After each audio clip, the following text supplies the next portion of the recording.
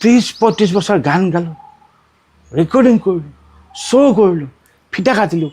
মোৰ তাত কি 5 কোটি টকা নাই? মই কিয় নাথাকিম? নাই মই বেংকত আছোঁ। মই সুধ ঈশ্বৰ, আজি মই ক'ম, তই শুনিবি, আৰু বেছি লজিক লেকচাৰ নামাৰিবি। মই হ'ব দে ক। সি কৈছে তেতিয়া, তই মই এটা বাতিৰ পানীৰ নিচিনা। তাৰমানে জুবিনে খাৰঘুলি ঘৰটোৰ এইচব কথা বোলে আজিলৈকে একো নাজানে বা এই টপিক ওলোৱা নাই। আজি কথাই মোৰ ওলাই আহিছে। খাৰঘুলি য'ত ঘৰটো আছে তাৰপৰা ওপৰত এটা ঘৰ আছে। এজন মোক চিনাকি কৰি দিছে আৰু মোক লৈ গৈ ঘৰটো দেখাইছে। It was almost 80% ready. এটা ধুনীয়া ঘৰ, ট্ৰিপ্লেক্স ঘৰ। জুবিনৰ ঘৰটো বিৰাট পচন্দ হৈছিল, সাংঘাতিক পচন্দ হৈছিল। And Zubeen wanted to buy that house. চাবা দেই, সেই ঘৰটো কাণে কাণে যি মালিক